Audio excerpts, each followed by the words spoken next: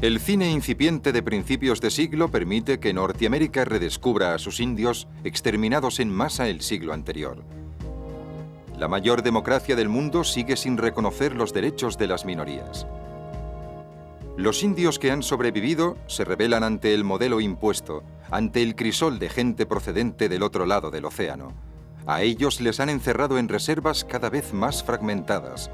Cada una de ellas apenas si alberga a unos cientos de personas, estrechamente controladas por el gobierno y objeto de curiosidad para los turistas.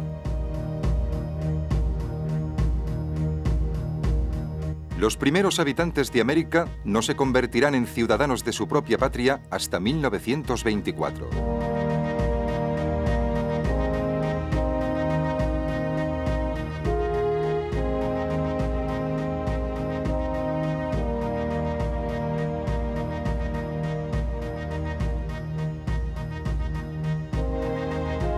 En cuanto a los negros, no serán oficialmente ciudadanos americanos hasta el final de la Guerra Civil.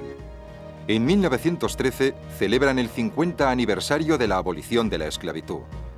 Aunque el tío Tom sigue recordando al negro víctima de la segregación en el sur y de la pobreza en todo el país. No obstante, la Estatua de la Libertad ilumina este siglo. En Nueva York, al sur de Manhattan, un gran número de barcos se dirige hacia la isla de Ellis, centro de acogida para los inmigrantes del mundo entero. Thomas Edison, el pionero del cine, graba estas imágenes en 1903. Desembarcan de toda Europa, tras los irlandeses, los italianos, los rusos, los polacos, judíos y no judíos, con toda su fortuna a cuestas. En total, más de 12 millones de inmigrantes entre 1900 y 1920, hasta 10.000 algunos días. Es aquí donde desembarca el pequeño Elia Kazan, el futuro cineasta que llega de Turquía junto con su familia.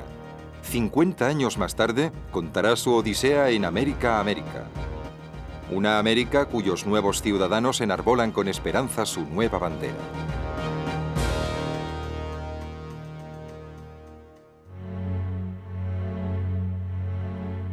Ya que al otro lado del océano, la vieja Europa ya no representa la esperanza, lo que se conocía como Belle Époque ha dejado de existir para los parados que ahora dependen de la caridad de los pudientes. La lucha por los derechos del trabajador continúa. En 1900, en Francia, la jornada laboral en las fábricas se reduce a 11 horas, pero solo para las mujeres y los niños.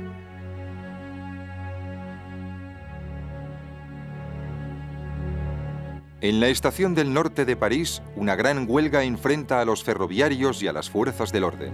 Hay que recurrir al ejército como refuerzo. El militarismo sindical se desarrolla por todas partes, sobre todo en Inglaterra, donde el proletariado toma conciencia de su fuerza.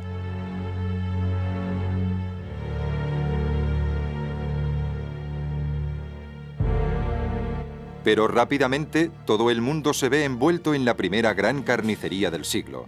La guerra de 1914 es el paroxismo llevado al absurdo del enfrentamiento entre ejércitos de masas. La guerra mata a 10 millones de personas en Europa, de las cuales 300.000 mueren en pocos meses en las trincheras de Verdún. Otra desgracia sin precedentes es que la aviación permite a partir de ese momento bombardear las ciudades y a sus habitantes. No solo los combatientes pagan el precio de la guerra, los civiles también. Todavía más lejos del frente, los navíos civiles, como el americano Lusitania, son el blanco de la marina alemana que torpedea todo lo que se mueve. 1.200 personas mueren en alta mar en 1915.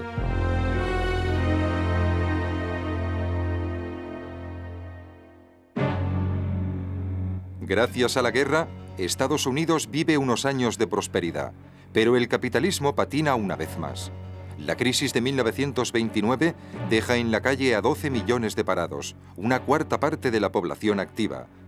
Aparte del reparto de pan ocasional, no se prevé ninguna ayuda. Obreros sin trabajo, campesinos arruinados, millones de personas sufriendo hambre.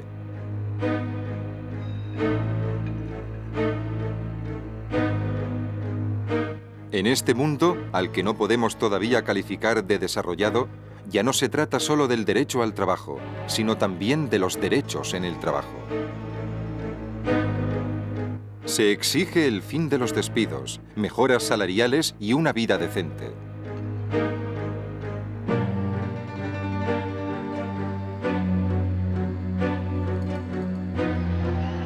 La represión, a menudo brutal, parece darle la razón durante un tiempo a los profetas de la lucha de clases. Las sociedades modernas acabarán pariendo con dolor el derecho social y el estado del bienestar de la segunda mitad del siglo. Pero mientras tanto, son los más duros los que llevan la voz cantante en ambos bandos.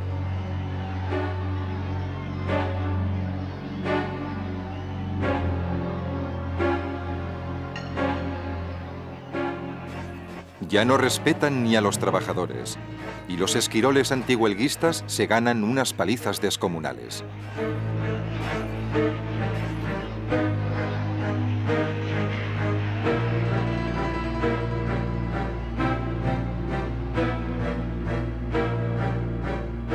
Mientras tanto, Franklin Roosevelt abre unos talleres para poner a la gente a trabajar. Su programa del nuevo reparto reconciliará a los americanos con su país.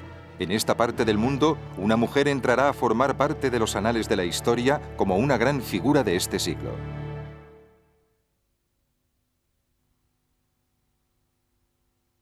I feel in the last few weeks a lift in the spirit of the country, a new sense of hope. Franklin Roosevelt es elegido presidente en 1932. Sin embargo, cuando contrajo la poliomielitis en 1921, estuvo a punto de abandonar todas sus ambiciones políticas.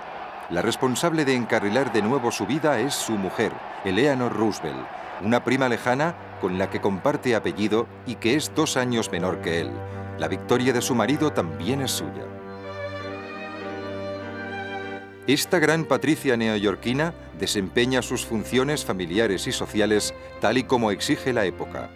Educada en Londres por una institutriz francesa, conoce muy bien las costumbres de las clases altas, pero también las del resto de la sociedad. Durante la Primera Guerra Mundial, colabora con la Cruz Roja, construye una fábrica de muebles para dar trabajo a los parados, milita en el Partido Demócrata y participa en el programa del nuevo reparto. Educar a sus 6 hijos y tricotar junto a su suegra no impiden a esta escritora y periodista ser una mujer liberal, militante activa de los derechos humanos, de los pobres y de las minorías.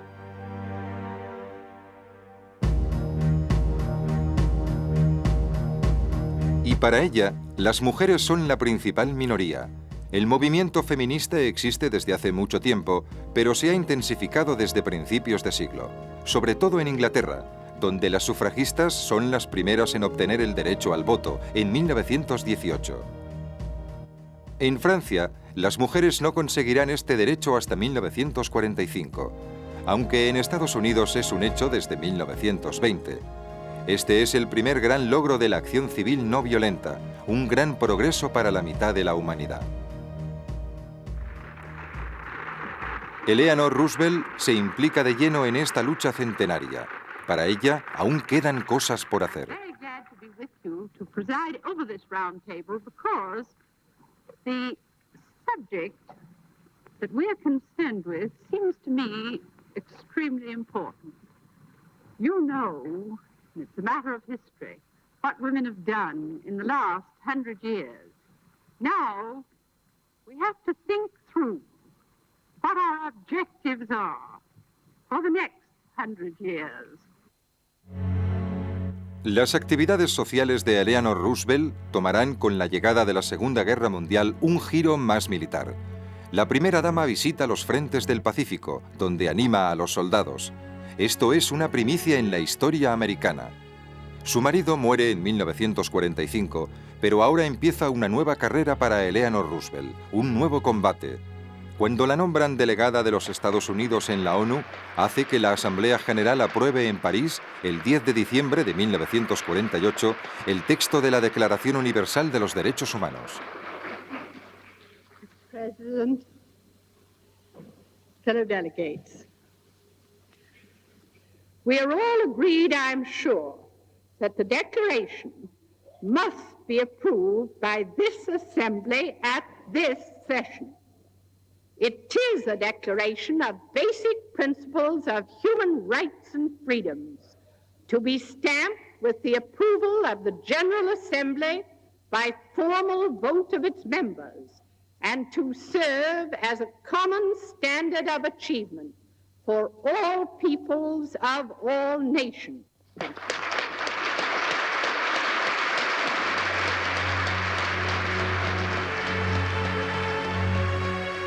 La primera dama del mundo, como la llaman los americanos, muere en Nueva York en noviembre de 1962. Kennedy la acababa de llamar para trabajar en un estatuto de la mujer. La lucha continúa.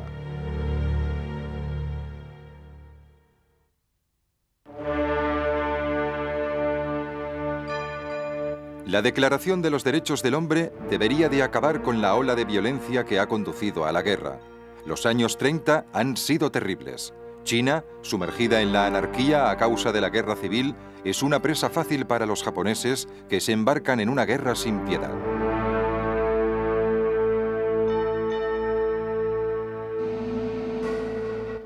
En agosto de 1937, Shanghái es destruida por una lluvia de hierros y fuego. Hay decenas de miles de muertos entre militares y civiles.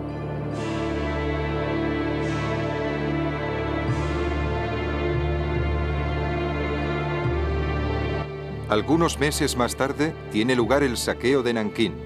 Los soldados japoneses tienen carta blanca para violar, matar y torturar. 200.000 víctimas en pocos días, asesinadas de un modo atroz. Los aliados asiáticos de los alemanes se apuntan a su modelo.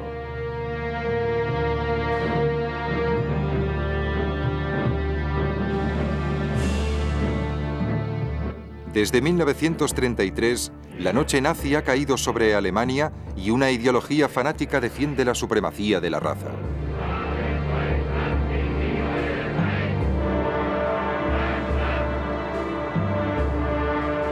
El fanatismo convierte al hombre en un robot, condenado a obedecer ciegamente a su jefe.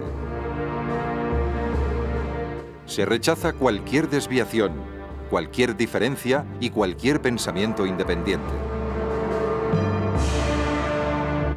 ¿Para qué sirven los libros cuando ya se posee la verdad?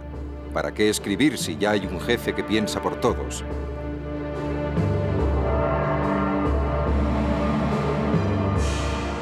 Esta hoguera del pensamiento lleva la guerra en sus entrañas.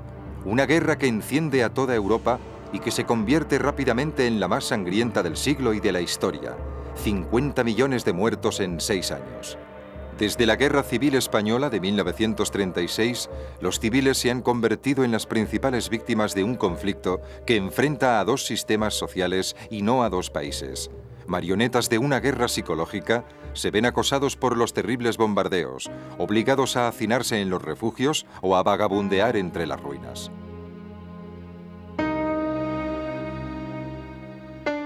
También son empujados al éxodo. En la época moderna, por así decirlo, las guerras se desarrollan en las ciudades, ya sea para destruirlas o para controlarlas.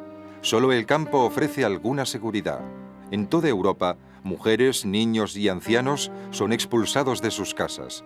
Solamente en Francia, 8 millones de personas abandonan sus hogares en 1940. Se trata de poblaciones enteras que se conocen con el eufemismo de desplazados.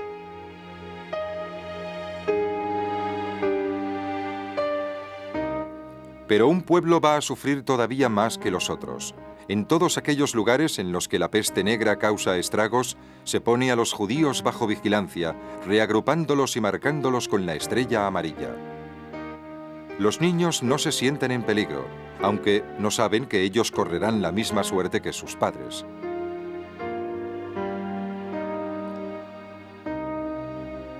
Los adultos son más conscientes. Conocen las delirantes doctrinas de los nazis y sus prácticas. Todavía recuerdan las primeras persecuciones a los judíos de Alemania y los asesinatos de la Noche de los Cristales Rotos en 1938.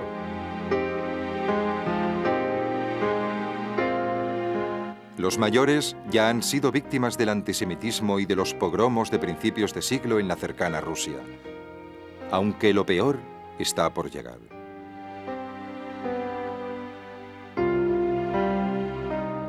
A finales de 1939, Hitler decide la deportación de todos los judíos de los territorios conquistados por sus tropas.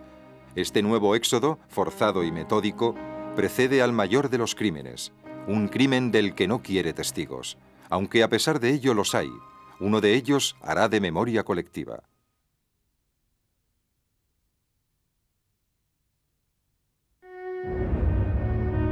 Deportado a los 15 años, Elie Wiesel ha conocido los campos de Auschwitz y de Buchenwald.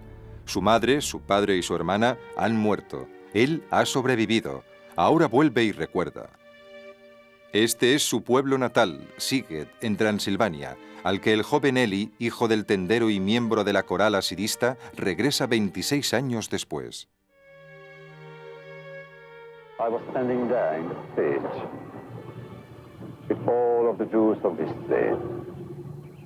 Spring, almost summer, between Passover and Shavuot. The first transport of Jews was to leave Sighet. I remember it vividly, to the point of killing all other words in my mouth and all other images. I remember that night, which began, which is still lasting in a way. They were all here. The Slots van Arabi and Shlomo Heller, the Dayan. And they were all here, even the chief rabbi. I saw them with their bundles on their shoulders. And they were so thirsty that my sisters and myself, we went to the well and brought them water.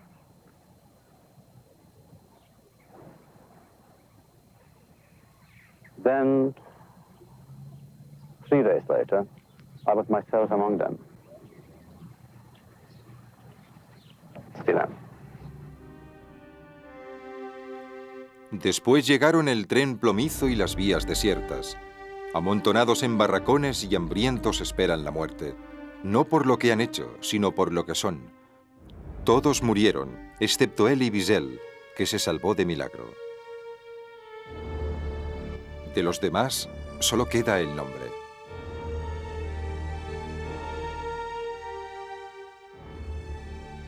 My problem and yours, the problem of someone who tries to make words, is how to make names not come alive. This is impossible.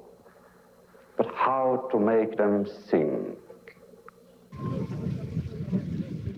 El colmo del horror se alcanza en Auschwitz, la mayor vergüenza de este siglo. Close your eyes and look, and you will see what we have seen that night. Endless nocturnal processions are converging here at night, and here it is always night. Close your eyes, my friends, and listen. Listen to the silent screams of terrified mothers. Listen to the prayers of anguished old men and women. Listen to the tears of children, Jewish children, a beautiful little girl among them with golden hair, whose vulnerable tenderness never left me. Look and listen as the victims quietly walk towards dark flames, so gigantic that the planet itself seemed in danger.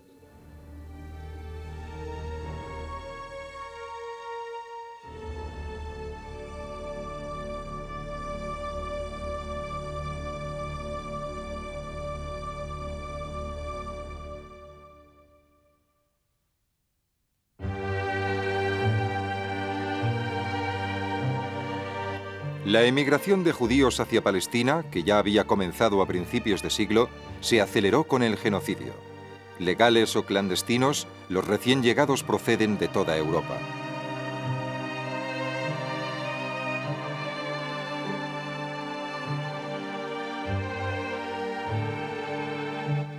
Pero la creación del Estado de Israel provoca nuevas migraciones. La primera guerra árabe-israelí expulsa de sus tierras a 800.000 palestinos. a la espera de un retorno que no tendrá lugar, se instalan en las fronteras durante varias generaciones. La recién creada Organización de las Naciones Unidas debe hacerse cargo de estos nuevos refugiados. La ONU descubre los problemas del tercer mundo que dominarán la segunda mitad del siglo.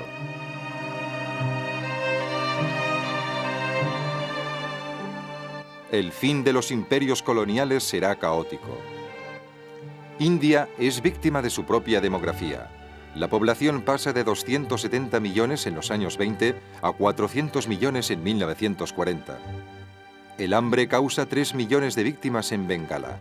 A esto hay que añadir en 1947 la división del país que acompañó a la independencia. Se desplazan 15 millones de personas entre India y Pakistán. Hacinadas en los albergues de acogida, familias enteras experimentan un nuevo tipo de miseria.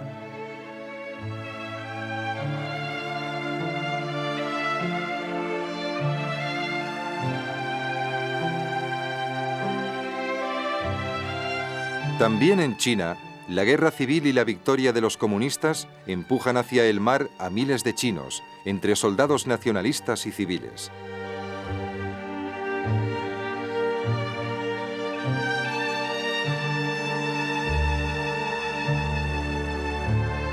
Esto no es todo en Asia. En 1950 y durante 3 años, la guerra asola la península de Corea. De norte a sur, ninguna familia escapa al conflicto.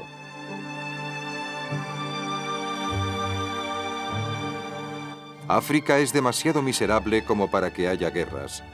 Cada 10 años, como media, Etiopía se ve afectada por el hambre. Y el desierto avanza por todas partes, desde Djibouti hasta Dakar. La comunidad internacional terminará movilizándose, pero tarde, demasiado tarde.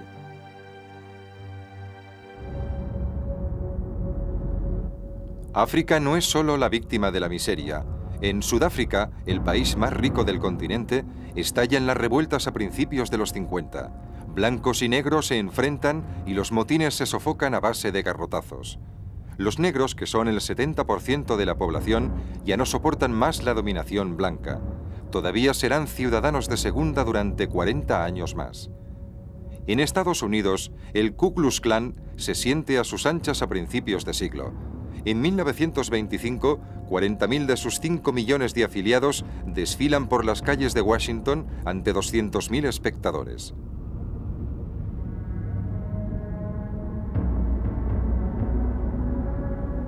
Estos hombres encapuchados la toman con los judíos y los inmigrantes, pero sobre todo con los negros, que son a la vez sus enemigos y una raza inferior. Tras sus ceremonias de iniciación y el folclore nocturno, se esconden unos linchamientos que se sucederán hasta 1952.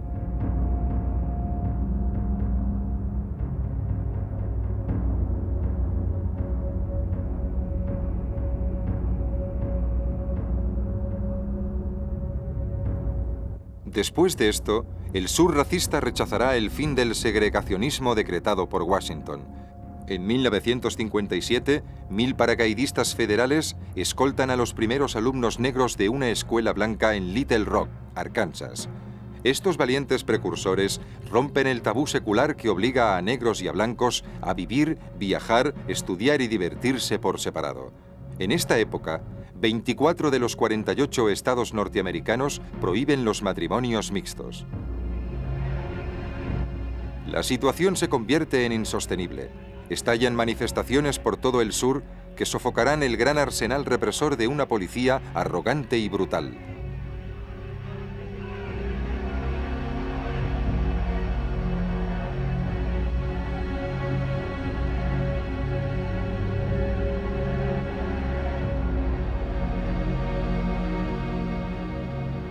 ¿Cómo hacer frente a tales despliegues? ¿Cómo hacer que prevalezca el derecho sobre la fuerza? Un hombre frenará el odio y la estupidez.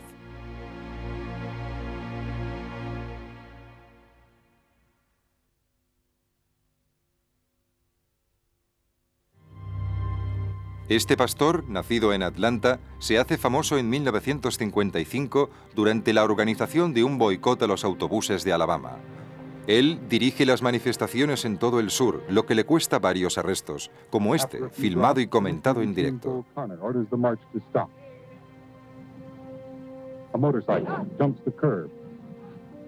King and Dr. Ralph Abernathy drop to their knees.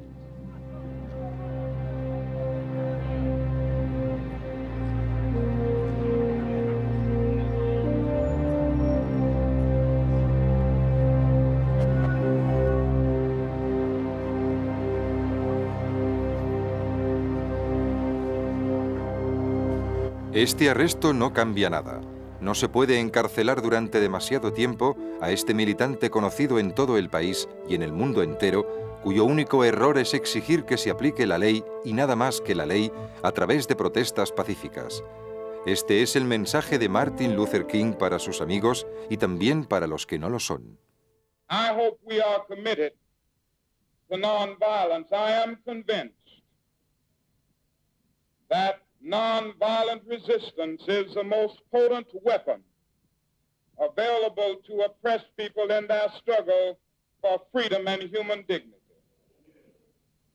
We can stand up for justice, and in standing up for justice, we need not stoop to hatred and bitterness. If the eye would investigate, then probably been thinking in a place. Keep your eyes on the prize. El punto culminante de esta campaña no violenta es la marcha sobre Washington el 28 de agosto de 1963.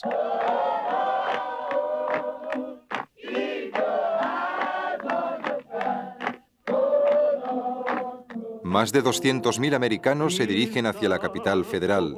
Negros de los campos del sur y de las grandes ciudades del norte, hombres y mujeres, pobres y no tan pobres, muchos jóvenes. In his hands, he's got the whole world in his hands.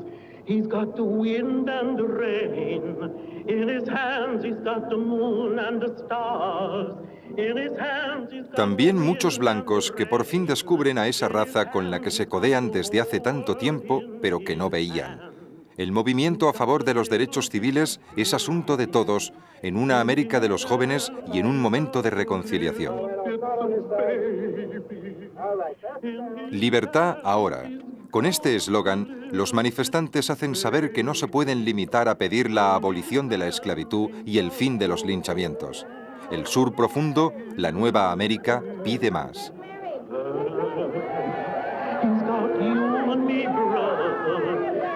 En Washington, Martin Luther King conmociona al país mientras habla al pie del monumento dedicado a Lincoln. I am happy to join with you today in what will go down in history as the greatest demonstration for freedom in the history of our nation.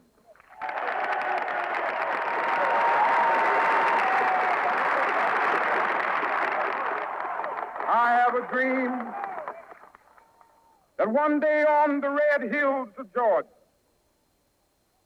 the sons of former slaves and the sons of former slave owners will be able to sit down together at the table of brotherhood.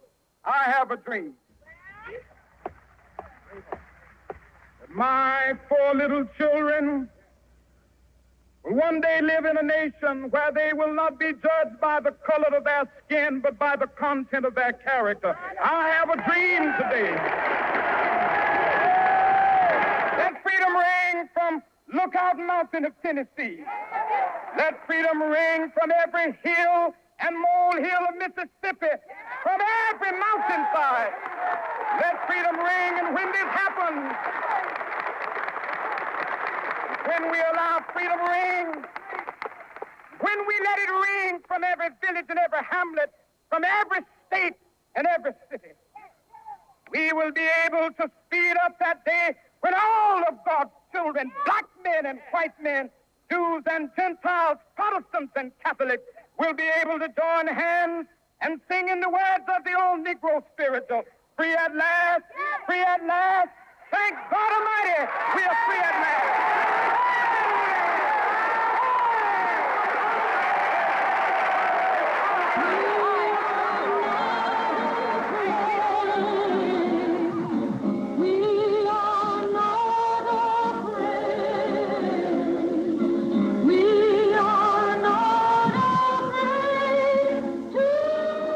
La cantante Joan Baez, una blanca, clausura la jornada.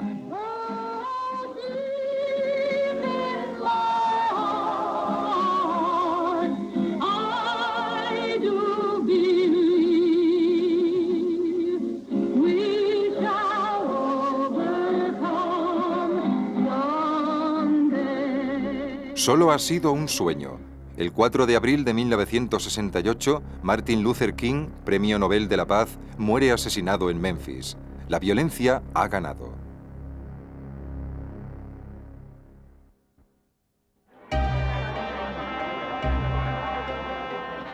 Martin Luther King también se opone a la guerra de Vietnam, al igual que miles de americanos. Una parte de la juventud americana de los años 60 va más allá del simple rechazo de un conflicto lejano. Estos jóvenes cuestionan el sistema en su conjunto.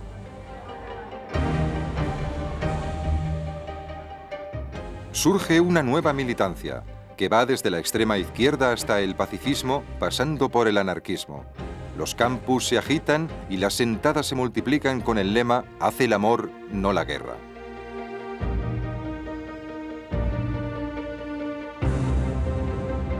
En Gran Bretaña, los jóvenes se movilizan contra las armas nucleares. Profesores y estudiantes denuncian el peligro de la guerra y exigen el desarme, incluido el desarme unilateral de su propio país.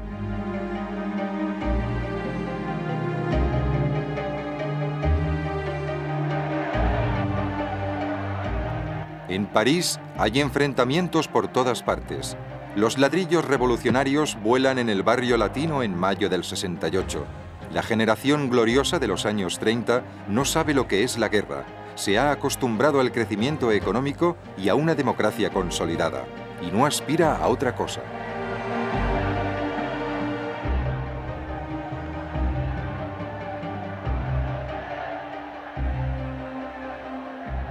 A pesar de la dureza de los enfrentamientos, no hay demasiadas víctimas.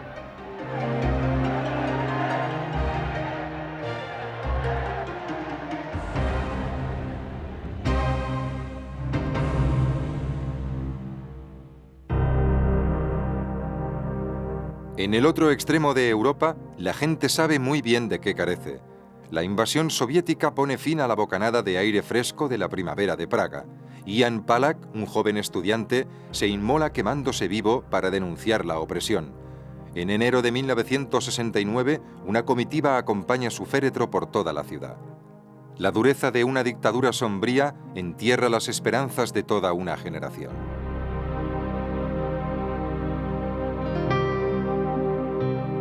El otro gran régimen totalitario de este siglo sobrevive. Encierra, tras una cortina de acero de otra época, a unos ciudadanos cautivos que huyen como pueden.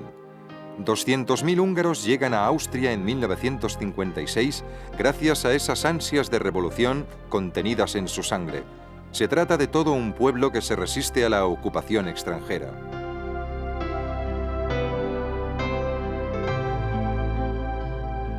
La Declaración de los Derechos Humanos permite a todo individuo cruzar las fronteras y abandonar cualquier país, incluido el propio.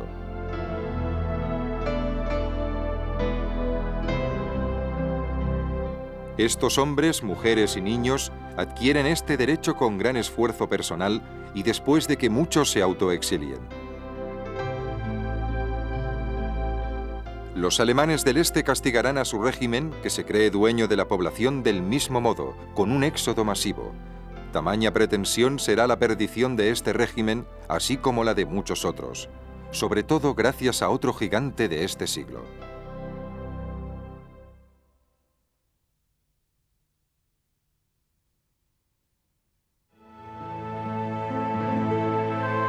Alexander Solzhenitsyn nace en 1918, casi a la vez que el régimen que más tarde denunciará. La revolución bolchevique sumerge a Rusia en la guerra civil y la inunda de miseria. El hambre mata a más de 3 millones de personas en 1921. Acto seguido, llega la colectivización forzada, un nuevo drama nacional.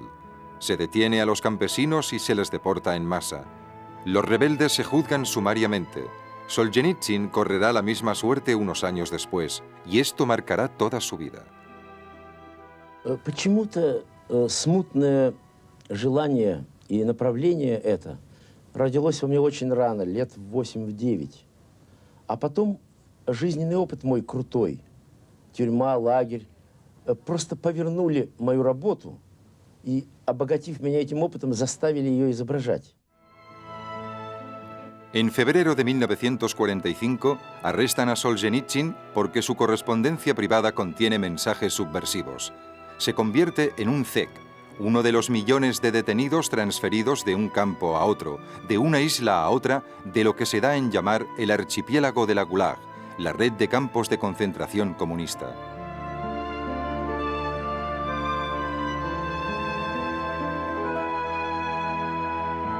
Pasa 8 años en distintos campos junto con otros presidiarios condenados a trabajos pesados. A la vez, preso y testigo, se convierte en historiador de la cara oculta de un régimen que denuncia. Я думаю, что есть заглатывающая инерция в том, чтобы применять жестокость и насилие.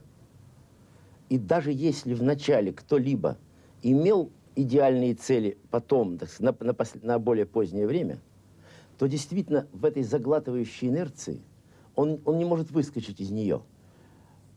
И, собственно говоря, архипелаг ГУЛАГ в первой части отвечает на этот вопрос. Что же сделал Ленин, придя к власти?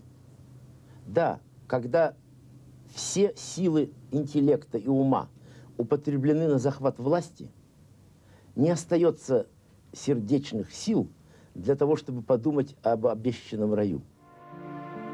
La dictadura ya está harta.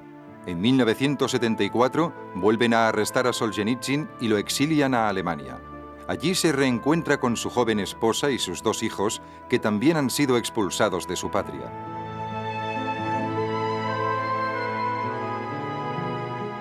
El desgastado régimen soviético no puede tratar como a un disidente cualquiera a un escritor cuya fama ya ha dado la vuelta al mundo. En Estocolmo recibe el Premio Nobel de Literatura que ya le había sido otorgado 4 años antes. Es la consagración para este anciano paria.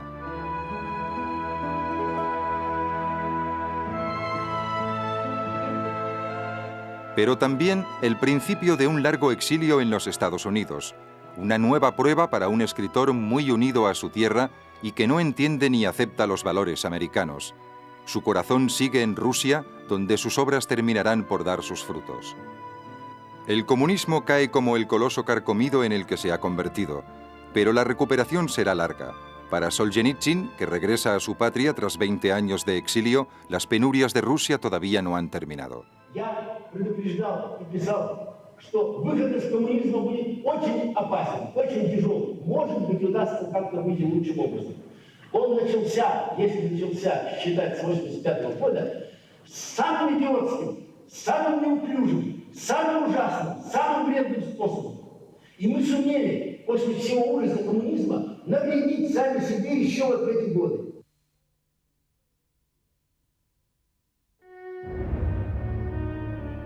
Otra forma de comunismo ha reducido a Camboya a la esclavitud. Más de 1,5 millones de personas, una cuarta parte de la población, ha sido asesinada. Es otro de los terribles genocidios de este siglo.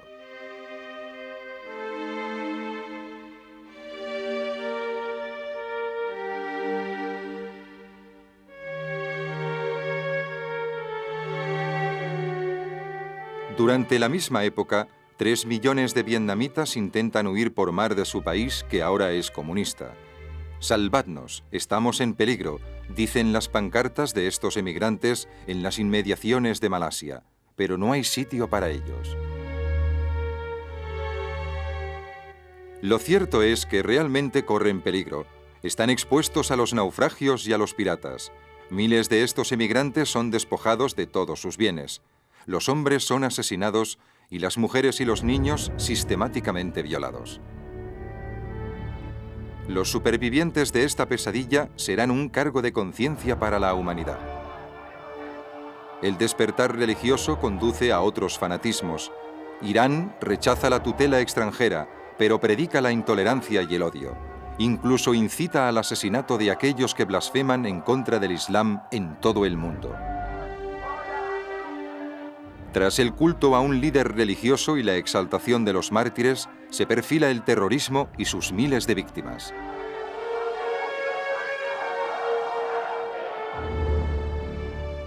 No lejos de ahí, en Irak, otra dictadura causa estragos. Varias poblaciones kurdas son bombardeadas con armas químicas. Por primera vez, desde 1915, se vuelven a usar los gases tóxicos, y esta vez en contra de civiles. Familias enteras mueren fulminadas mientras se dedican a sus quehaceres diarios. Un poco más allá, en el este, otro pueblo resiste. Un hombre se convierte en su símbolo.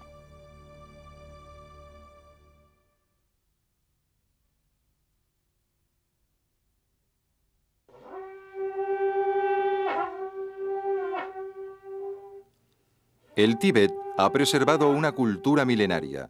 Ceremonias de otra época imprimen ritmo al cambio de estaciones, así como a la fiesta de Año Nuevo. Ya desde niño se reconoce al joven Tenzin Gyatso como la reencarnación del Buda de la compasión, el 14º Dalai Lama. Lhasa, la capital del techo del mundo, es el orgullo de todos los tibetanos.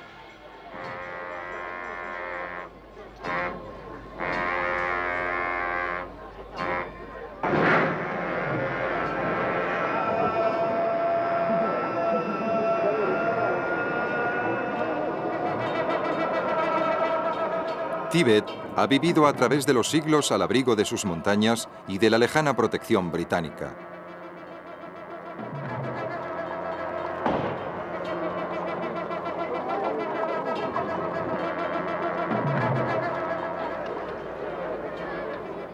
Pero este vasto y poco poblado país suscita la codicia de China, su inmenso vecino del norte.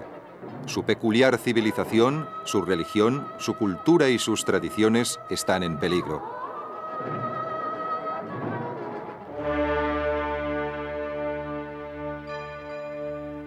La China comunista, armada de una ideología conquistadora, quiere convertir al Tíbet en una de sus provincias.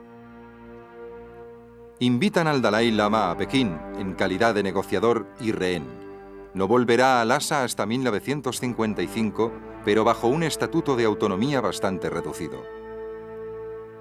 En 10 años se cierran más de la mitad de los monasterios. Sin embargo, las plegarias son mucho más fervientes en los que quedan.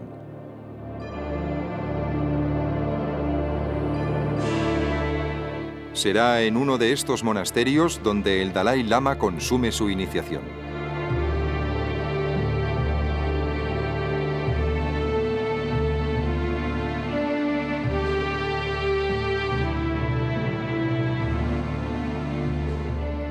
En 1959, China se anexiona pura y simplemente el Tíbet.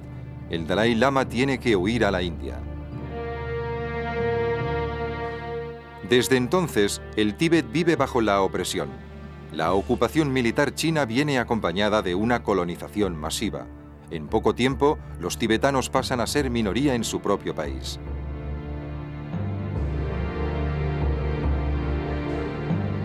A pesar de la desigualdad de fuerzas, los disturbios estallan.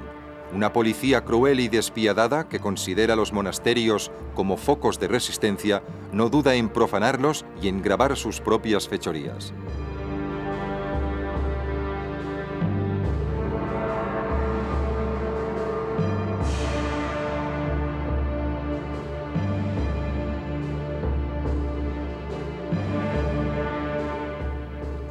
Pero por un apaleamiento constatado, ¿cuántos desconocidos en las provincias más remotas? ¿Cuántos lugares de culto se habrán profanado en todo el país?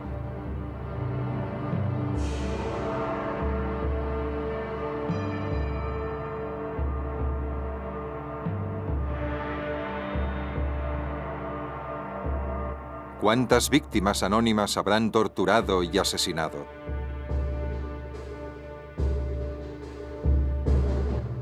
La destrucción de las ciudades sagradas a manos de la Guardia Roja es otra pérdida irreparable. De los más de 5.000 monasterios en 1950, no quedan más que 45 en 1980. El Dalai Lama, Premio Nobel de la Paz en 1989, alerta al mundo. I feel that Tibet now, at the moment, really is facing the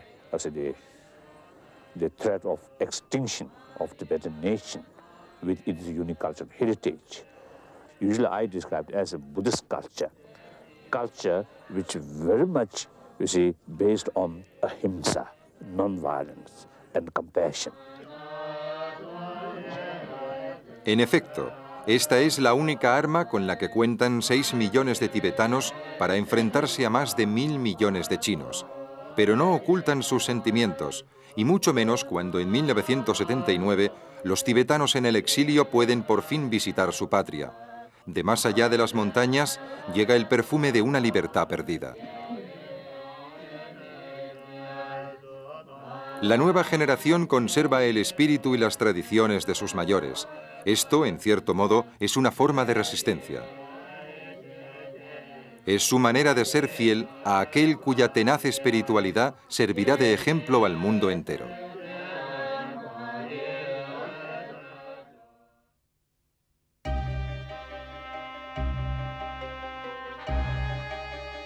A pesar de todo, este siglo ha experimentado algunos progresos para el hombre y sus derechos. En África del Sur, el poder blanco renuncia al fin al apartheid y reconoce los derechos de la mayoría. Los negros votan por primera vez en la historia de este continente. Es un gran día para todos, sobre todo para el artífice de esta victoria, Nelson Mandela, uno de los presos políticos de mayor edad de este siglo, que comparte con Frédéric de Klerk el Premio Nobel de la Paz. Este es un ejemplo de que se puede vencer al racismo, incluso en un país que había hecho de él su credo.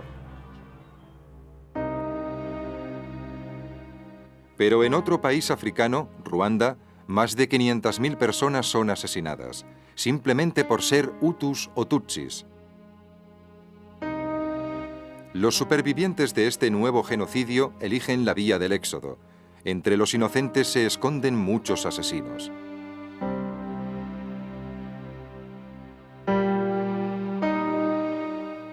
¿Cómo ayudar a estas familias tan miserables que viven a merced de unos locos insensibles? La comunidad internacional sabe que no ha tenido el valor de intervenir a tiempo para detener esta hecatombe. Sin embargo, los voluntarios terminan movilizándose y ocupándose de muchos refugiados.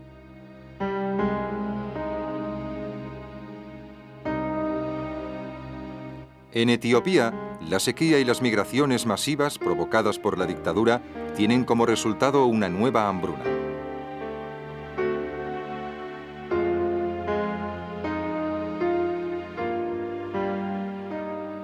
Este país, así como muchos otros, parecen condenados de por vida a la miseria. El hemisferio sur, con 4.000 millones de habitantes de los 5 que hay en toda la Tierra, no dispone más que de una quinta parte de las riquezas del planeta. África sigue siendo un continente muy desfavorecido.